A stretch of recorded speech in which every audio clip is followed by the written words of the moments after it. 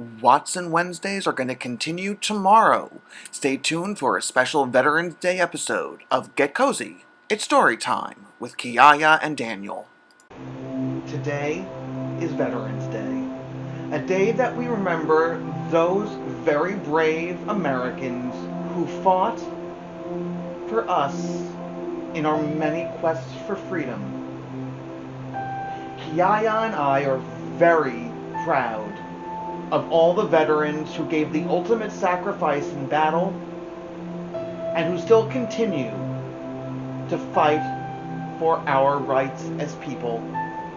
Today, on this very special Veterans Day episode of Get Cozy, it's story time with Kiyaya and Daniel. We're going to be sharing The Wall, written by Eve Bunting and illustrated by Ronald Himler.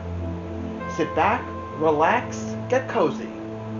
It's story time with Kiyaya and Daniel.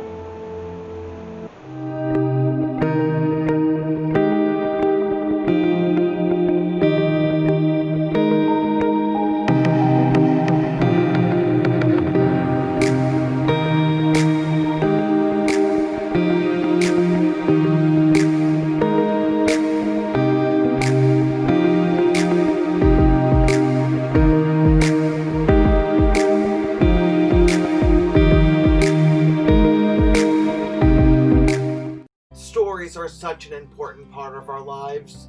Join my friend Kiyaya and I for Get Cozy, because it's story time with Kiyaya and Daniel, where we share some of the greatest picture books and chapters from children's and young adult literature to inspire you to keep embedding literacy into your days.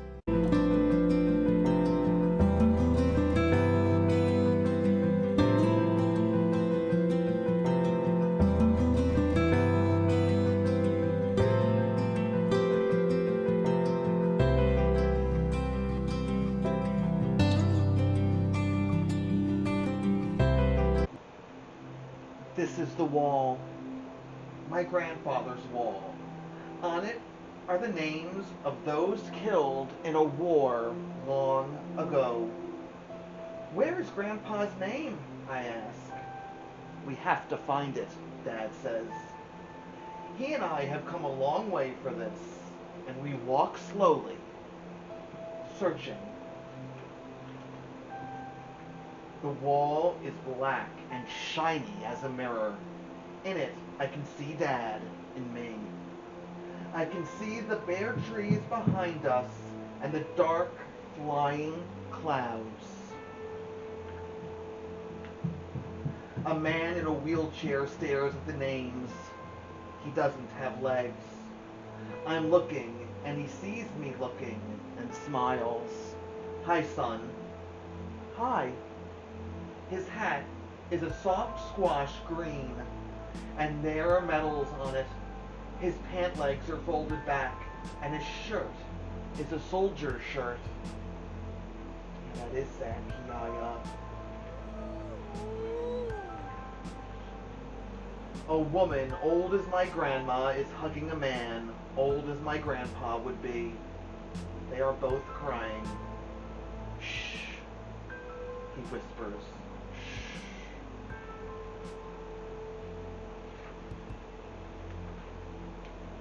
Flowers and other things have been laid against the wall.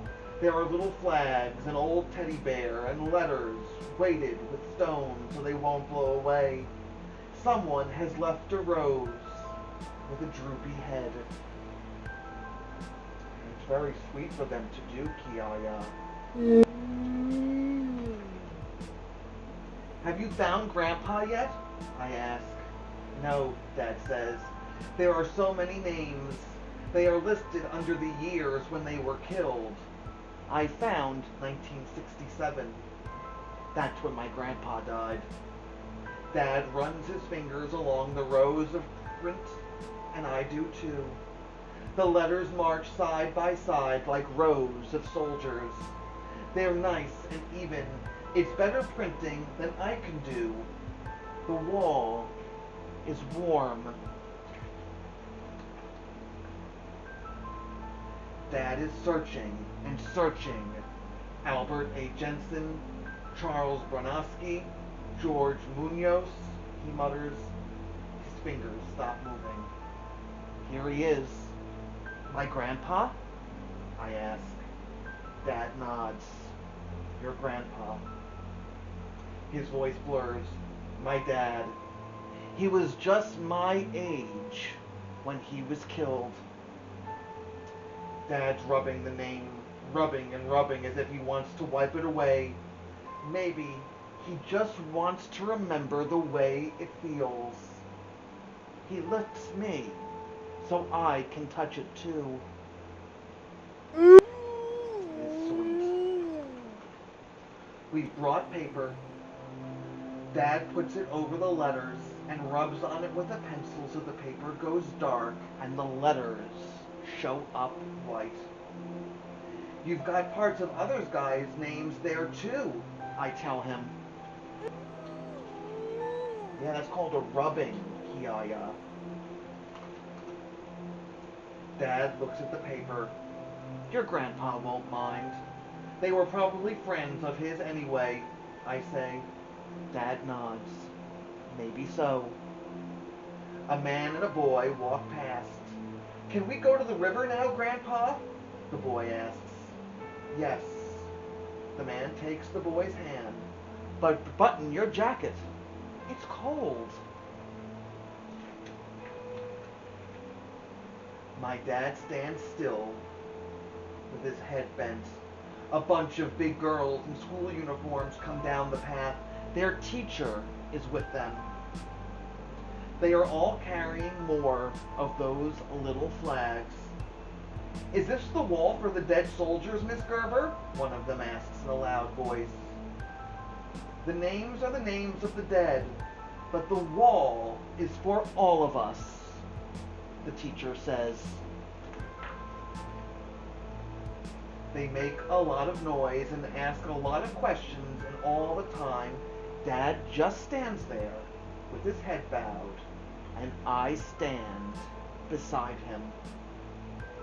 The girls stick their flags in the dirt in front of the wall and leave. Then it's quiet again.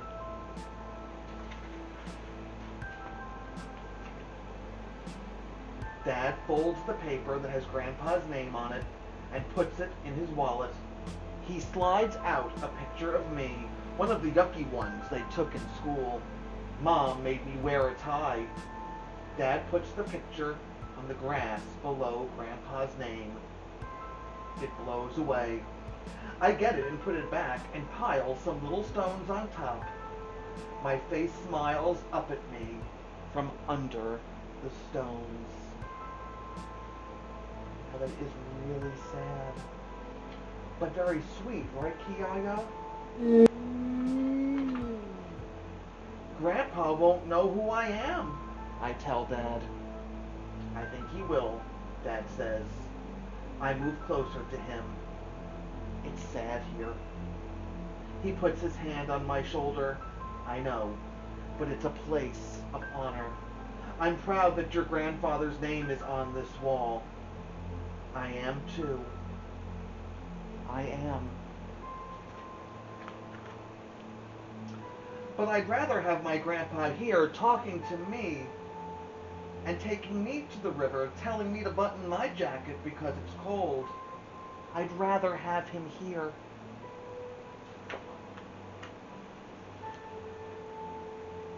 The Wall by Eve Bunting, illustrated by Ronald Himler.